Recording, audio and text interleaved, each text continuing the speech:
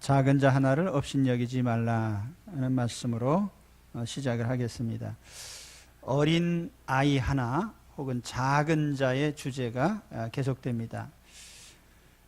앞서서 천국에서 큰 자는 어린아이 하나를 어떻게 대하느냐에 따라서 결정이 됩니다. 천국 시민의 척도는 작은 사람 하나를 어떻게 대하느냐에 따라서 결정이 됩니다. 작은 자 하나를 소중히 여기고 업신여기지 말아야 됩니다. 업신여긴다는 말은 아래로 내려다본다는 뜻이에요. 단어적인 뜻이 혹 얕본다, 깔본다, 얕잡아보고 무시하고 하는 태도를 말합니다. 우리가 세상 살다 보면 굉장한 타이틀을 가진 사람들도 만나죠. 근데 반면에 정말 하찮아 보이는 사람도 만납니다. 그런데 그런 사람을 무시하거나 얕보지 말아라. 그래서 하나님께서 우리에게 하나의 경고장을 보내시는데요. 오늘 주님이 뭐라고 말씀하셨습니까? 그들의 천사들이, 호이 앙겔로이 복수형으로 되어 있습니다. 그러니까 천사들이 우리 성도들 한 사람 한 사람, 또 그 보잘것없는 한 사람을 수호하기 위해서 그들을 따라다니고 보호하고 관찰하고 그 결과를 하늘에 계신 하나님 아버지에게 보고를 드리고 있습니다. 네. 근데 만일 그 천사가 하잘것없는 사람에 대해서 혹은 함부로 대하거나 무시했다면은 하나님 아버지께 보고를 드릴 겁니다. 저 김아무개가 하나님의 사람 아무개를 홀대했습니다. 그러면 어떻게 되겠어요? 하나님께서 이 말씀하신 이유는 너희가 정말 보잘것없다고 생각하는 그 사람에게 함부로 대했느냐? 두고 보자. 나도 그렇게 하겠다. 하나님의 경고입니다.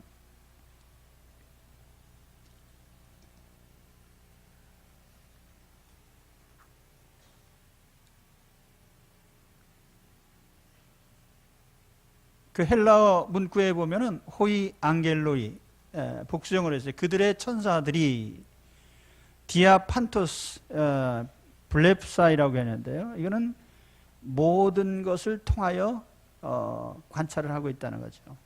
그거를 하나님께 보면서 대면해서 보고를 한다는 거예요. 여기 디아판토스라는 말을 우리말로는 항상이라고 번역을 했는데 그 문자적인 의미로 보면은 모든 것을 통하여, 그런 뜻입니다. 그러니까 낱낱이 일어나는 일들에 대해서 그 사실을 하나님께 보고를 드리고 있다. 일거수일투족 우리가 행하는 모든 것, 그 한 사람에게 대하는 그 모든 것들이 하나님 면전에 보고되고 있다는 거죠. 천사가 거지 옷을 입었다고 얕볼 수 없잖아요. 그런데 하물며 그 천사가 수종드는 그 사람이 그 보잘것없다고 생각하는 그 사람이에요.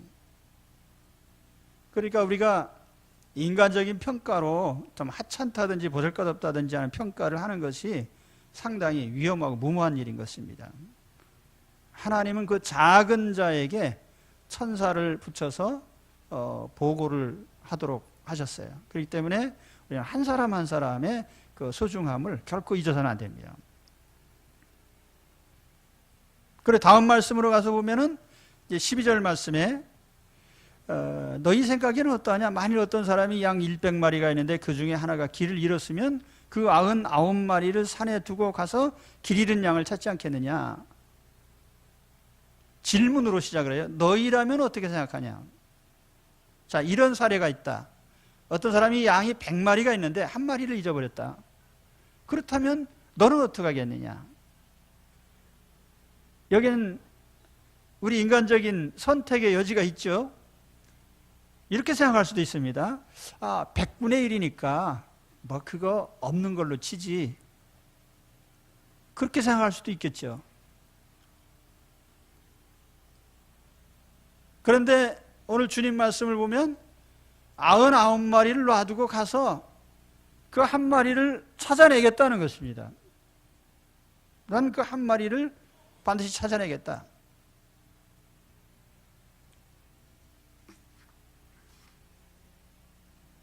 오늘 우리 성경에 보면은 11절 말씀이 없음 그렇게 괄호 안에 적혀 있어요. 개역 한글판에 보면은 이제 성경 역본에 보면은 성경 사본들이 이제 고대 사본에 보면은 여러 사본이 있는데 그 중에 1급 사본들이 있습니다. 신해산 사본이라든지 바티칸 사본이라든지 그 1급 사본에 보면 11절이 빠져 있어요. 그런데 이제 그만 못한 어떤 사본에 이 내용이 들어 있습니다. 11절이. 그 내용이 뭐냐 하면은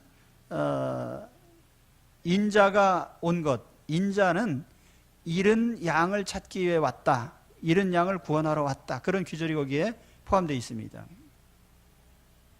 그러니까 그리스도의 관심은 물론 99마리의 건강한 양에게도 있지만은 잃어버린 한 마리 양에게 그걸 찾으러 온 것이 바로 나야. 이런 말씀을 하신 겁니다.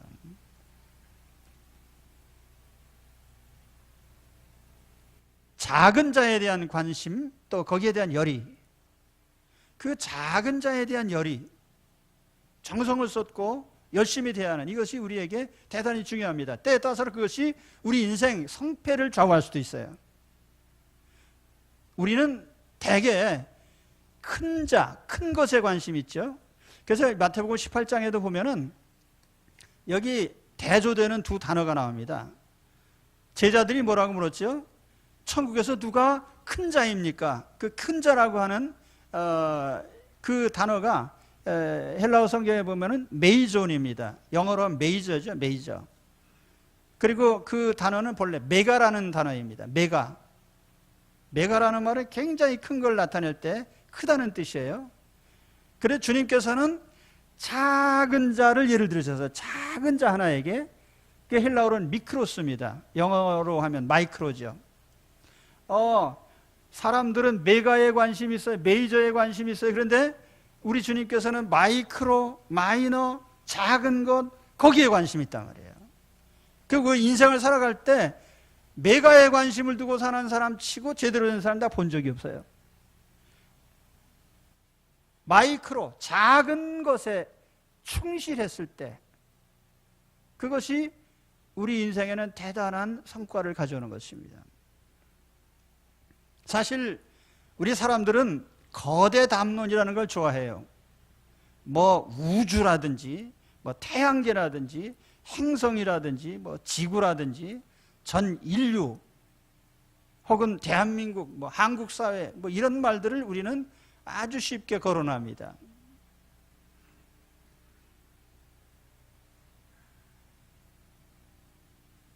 태양계가 얼마나 큰지 알긴 아십니까? 태양계 제일 끝에 있는 명왕성까지 빛의 속도로 가는데 6시간 걸려요. 전보 여객기 초속 시속 1000km입니까? 엄청난 속도로 가는 그 비행기로 가도요. 제가 계산을 잘못했는지 잘했는지 모르겠는데 하여튼 500년 이상 걸려요. 580몇 년 걸립니다. 그게 우주예요. 태양계고. 우주라는 말은 참 이게 손쉽게 하지만 그 결코 쉬운 말이 아니에요. 은하계라고 하는 우주 안에 태양계가 있는데 이 태양계가 은하계 우주 안에서 한 바퀴 도는데 얼마나 걸리느냐? 그러니까 초속 217km로 달리면 초속입니다. 2억 2,600만 년이 걸려야 돼요. 그 동네에서 무슨 일이 일어났다고 해서 내 인생에 아무 영향도 없는 거예요. 무슨 일이 일어나도요, 빛의 속도로 간다 해도요, 2억 몇천만 년 후에나 전달이 될 정도로.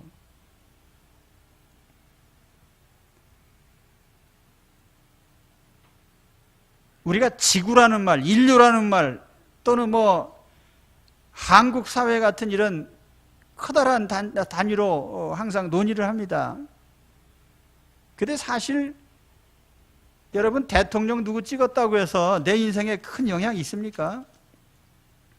그보다 더 영향이 있는 것은 내 몸의 작은 세포 하나에서 암세포가 발생하면 머지않아 죽습니다. 그건 매우 확실하고 정확하고 분명한 거예요. 그거는 우리가 메가라는 세계보다는 마이크로라는 그 세계에서 사실은 우리 삶에 더 영향을 받게 되고 또 중요한 것이죠. 우리가 인간 사회도 따지고 보면 거대 집단보다는 우리 작은 자 하나에게 어떻게 하느냐에 따라서 우리 인생의 모든 삶이 달라지는 것입니다. 그러니까 우리 인류 평화를 위해서 애씁시다, 이런 말 하는 사람이 제일 형편없는 사람이에요. 그래서 어떻게 인류를 다 한꺼번에 대할 수 있겠어요? 그 인류 평화를 내가 어떻게 도모할 수 있겠어요? 더 중요한 것은 나하고 같이 지내는 사람하고 우선 평화롭게 지내는 게 더 중요한 일이죠. 제가 계산을 해봤어요. 내가 평생 사는 동안에 100년을 산다고 가정하고요, 매일 한 사람씩 새로운 사람을 사귄다고 가정했을 때 몇 사람을 사귈 수 있을 것 같습니까? 계산이 뻔하죠. 1년은 365일이고 100년이니까 100을 곱하면 36,500명. 매일 새로운 사람 하나씩 내가 사귄다고 해도 평생 만날 수 있는 사람이 36,500명이에요. 근데 다른 사람 만납니까? 만난 사람 또 만나고 맨날 그러잖아요. 그래서 실상 따지고 보면은 우리가 평생에 정말 500명과 사귀는 사람, 500명과 친하게 지내는 사람, 그건 무지무지하게 대단한 사람이에요.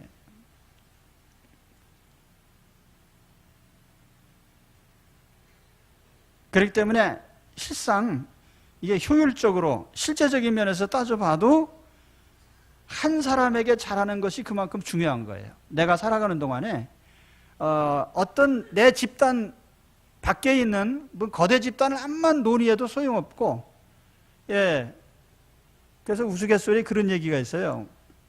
어떤 사람이 배를 타고 가는데 노 젓는 사람한테 물어봤어요. 당신 철학에 대해서 좀 압니까? 나 철학 잘 모릅니다. 당신은 이 우주에 대해서 압니까? 나 잘 모릅니다. 세상이 어떻게 돌아가는지 아십니까? 모릅니다. 아이, 큰일 났구만, 이 사람. 인생 헛살았네. 그래서 그 사공이 나중에 그 사람 보고 그랬어요. 당신 헤엄칠 줄 아십니까? 나 잘 모릅니다. 그럼 당신 죽었습니다. 배가 지금 구멍이 뚫어졌어요.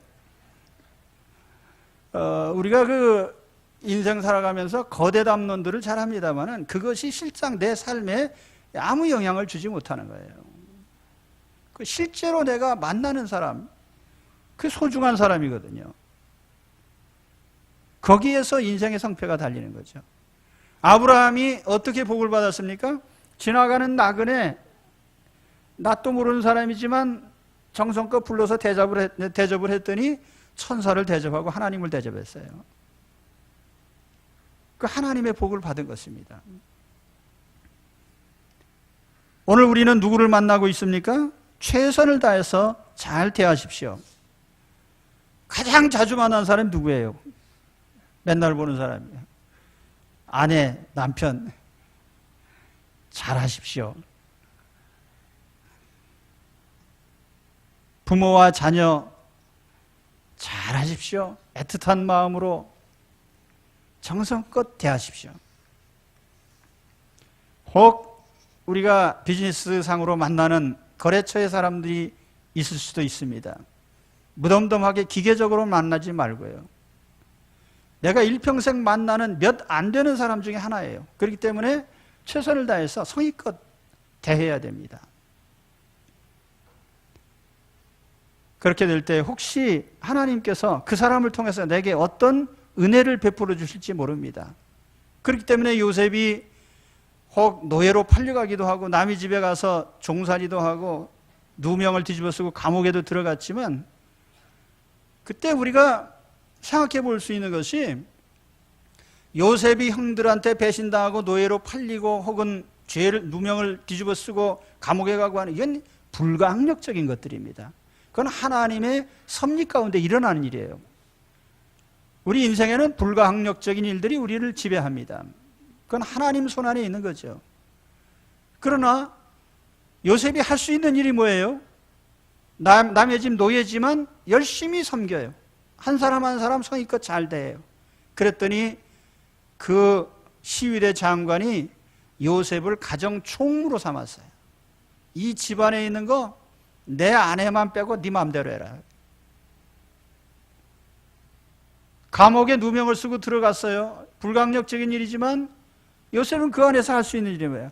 한 사람 한 사람 성의껏 해야 하는 거예요. 그랬더니 나중에 간수장이 요셉에게 이 죄수를 네가 다 맡아라.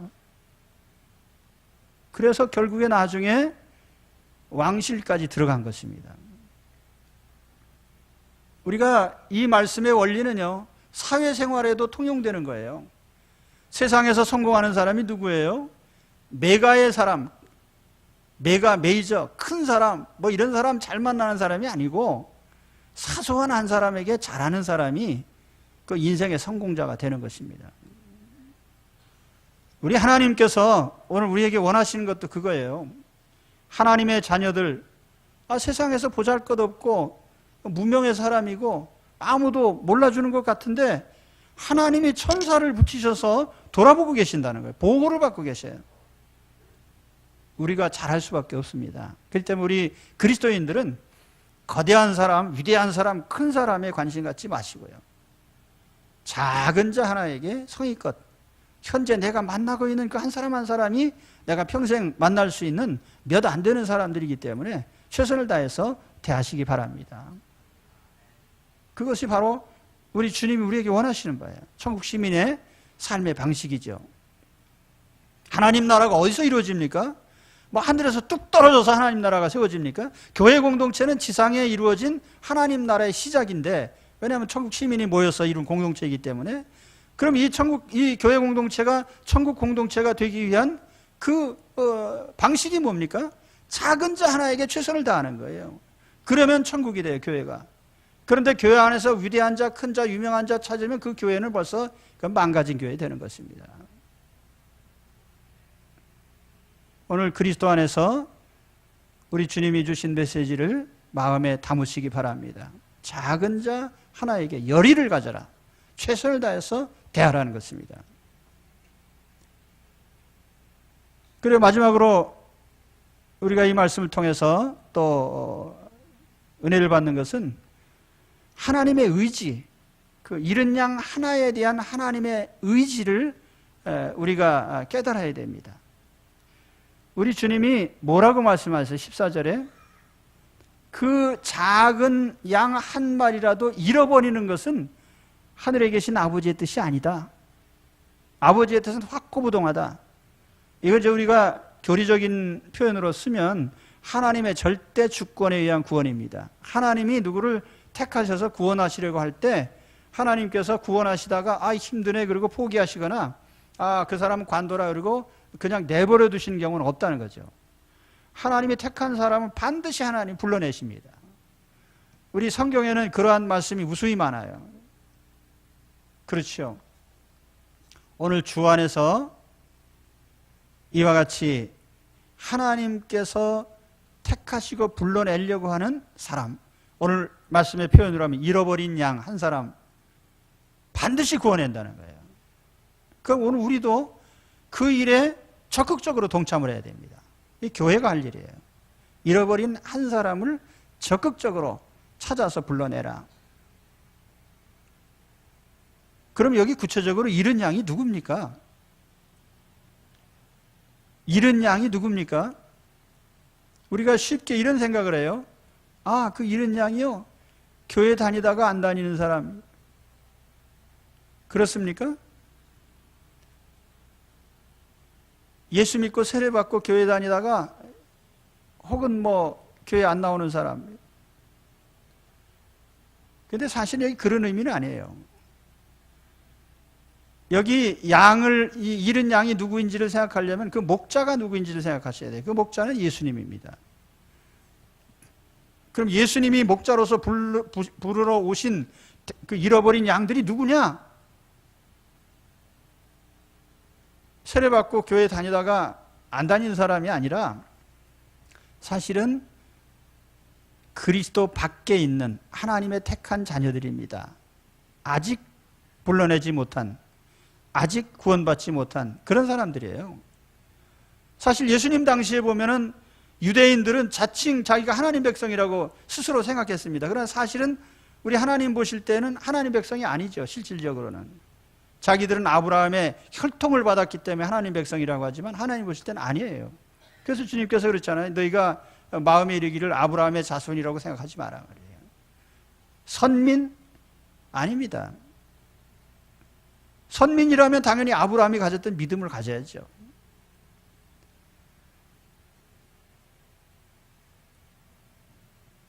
그러면서 주님이 하신 말씀이 뭡니까?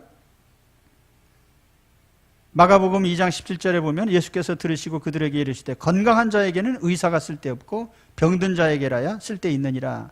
나는 의인을 부르러 온 것이 아니요 죄인을 부르러 왔노라. 여기 주님이 부르러 온 사람이 누구냐를 명백히 말씀하셨는데 그 주님이 부르러 오신 그 대상자들은 죄인들이에요. 다시 말하면 하나님 앞에 그 아담 이후로 하나님을 떠난 모든 인생들이 하나님과 단절된 상태에 살고 있잖아요. 그 사람들이 다시 하나님 품으로 돌아오는 것을 우리 주님께서 원하시는 것입니다.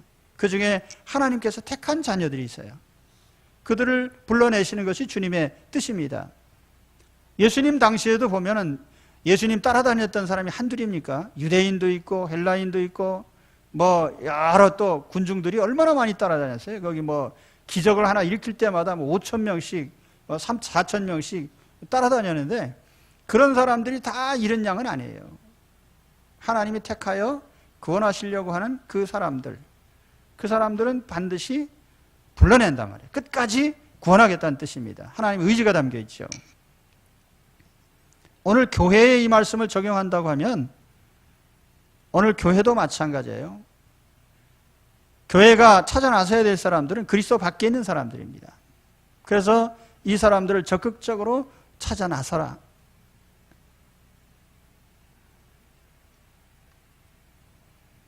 예수께서 모든 도시와 마을에 두루 다니사 그들을 회당에서 가르치시며 천국 복음을 전파하시며 모든 병과 모든 약한 것을 고치시니라.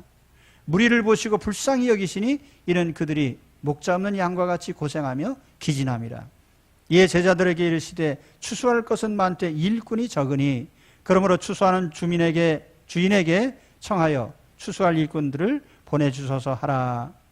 그리고 나서 마태복음 10장으로 가서 보면은 12제자를 임명하시는 장면이 나옵니다. 하나님이 불러내실 자녀들이 세상에 아직 많이 있기 때문에 그 일꾼들을 위해서 주님이 제자들을 부르셨다는 얘기죠. 그럼 오늘 우리도 동일한 사명을 가지고 있습니다. 그래서 우리 교회의 목표 가운데 하나가 바로 그것입니다. 하나님이 불러내신 사람들을 우리들이 찾아서 불러내야 됩니다. 이 일에 헌신하시기를 바랍니다. 정말 사람이 해야 될 일들이 많이 있지만 하나님 품으로 불러내는 일이야말로 굉장히 소중하고 그보다 더 귀한 일이 없어요. 그래서 우리가 먼저 부름을 받았다는 것은 우리를 통해서 또 다른 사람을 부르시겠다는 뜻입니다. 이 하나님의 의지를 확고히 우리가 깨닫고 우리 하나님의 뜻을 따라서 택하신 사람들을 불러내는 일에 우리의 삶을 들이시기를 축원합니다. 오늘 말씀을 요약해 드리겠습니다. 첫째로 주님은 작은 자 하나를 업신여기지 말라고 하셨어요. 하나님은 그 작은 자 하나마다 수호 천사를 붙이시고 그들을 통해서 상황을 보고받고 계십니다. 그렇기 때문에 우리가 한 사람에 대한 소중함, 이것을 우리 마음에 깨달아야 되죠. 두 번째로 작은 자 하나에게 열의를 품어야 됩니다. 크고 거대한 것에만 관심 갖지 마시고 작은 것, 작은 자. 그래서 마태복음 25장에 보면 우리 주님께서 하신 말씀이 5달란트나 2달란트 받았던 사람들에게 똑같은 말씀하셨어요. 잘하였도다. 착하고 충성된 종아, 내가 적은 일에 충성하였음에 내가 더 큰 것으로 내게 맡기겠다. 작은 일에 충성할 때 큰 것을 맡을 수 있고 큰 것을 주십니다. 셋째로 잃은 것을 되찾은 기쁨. 빼먹었네 이게. 이 얘기 안 했던가요? 예, 빼먹었군요. 우리 그리스도인의 기쁨. 우리가 뭐 세상에 기뻐할 일이 많은데 뭘 기뻐해야 됩니까? 어디서 기쁨을 찾아야 돼요? 잃었던 것을 찾는 데서 기쁨을 얻으시기 바랍니다. 주인의 기쁨이 99마리가 그냥 있는 것보다 한 마리를 되찾은 것에서 더 큰 기쁨을 얻고 있습니다. 이 말씀은 99마리가 멀쩡하게 있는 것이 기쁘지 않다 그런 뜻이 아니에요. 또 99마리가 뭐 별탈 없다는 거 그 자체가 뭐 하나 무감각하다 그런 의미가 아닙니다. 다 소중하지만 그러나 잃었다가 찾은 것만큼 더 큰 기쁨이 어디 있겠느냐. 잃었다가 찾았다는 데에 기쁨의 포인트가 있습니다. 우리 인생도 그래요. 우리가 기왕에 가지고 있는 것, 가지고 있을 땐 가치를 잘 모르잖아요. 잃었다가 찾으면 굉장히 소중히 여깁니다. 제가 20대 좀 심한 병에 걸려서 또 죽는다는 생각을 여러 차례 했는데요. 그리고 다시 고침을 받았을 때에 그 산다는 것 자체가 너무너무 기쁜 거예요. 살아있다는 거. 공부 못해도 상관없고요. 성공 못해도 괜찮고요. 내가 위대한 사람이 안 돼도 괜찮아요. 살아있는 것이 얼마나 기쁘고 즐거운 일인지 모릅니다. 제가 40대 때까지도 시력이 양눈이 거의 뭐 1.5, 2.0 눈이 아주 좋았어요. 그런데 어느 날 짝눈이 되더니 노안이 오고 그래서 돋보기 사놓고 나면 자꾸 잊어먹고 그래서 10개를 사가지고 내가 있는 장소에 다 갖다 놨어요. 일성전에도 하나, 여기도 하나, 집에도 책상마다 침대머리도 하나, 또 없어지면 또 갖다 놓고. 사람이 본다는 것이 얼마나 행복한 것인가. 앞이 안 보이는 분을 생각해 보십시오. 우리가 이 세상 살아가면서 이 회복의 기쁨, 되찾은 기쁨, 아마 이 자리에도 암이라고 하는 절망적인 선고를 받은 후에 또 수술을 받고 회복되신 분들이 계십니다. 불의의 사고에서 목숨을 건진 분들도 계십니다. 그 내가 되찾은 것이 얼마나 기쁜 일입니까? 기왕에 있는 거, 우리 그리스도인들은 뭘 새 것을 얻어야 기쁜 게 아니고요. 또 뭐 사라진 것에 대해서 불평할 게 아니고요. 오히려 우리는 하나님께서 주신 것들에 대해서 기쁨을 가져야 됩니다. 특별히 회복의 기쁨, 내가 죄에서 벗어난 기쁨, 하나님의 자녀의 자리로 되돌아온 기쁨, 이런 감격 속에 사는 것이 그리스도인들이에요. 오늘 이와 같은 회복의 기쁨이 우리 삶 속에 충만하시기를 축원합니다. 이 말씀을 빼먹었다가 지금 다시 했어요. 그 다음에 마지막으로 드린 말씀은 아까 잃은 양을 찾는 것이 하나님의 확고한 의지라고 하는 것. 그래서 아직까지 하나님의 부름을 받지 못한 자녀들, 하나님 품 안으로 불러내는 일에 우리가 남은 헌신을 해야 되겠습니다. 그래서 작은 사람 하나에도 관심을 가지시고 혹시 이 사람이 하나님이 불러내시기로 한 사람이 아닌가, 그런 관심을 가지고 한 사람 한 사람 그리스도 안에서 열심히 불러내시기 바랍니다. 기도하겠습니다.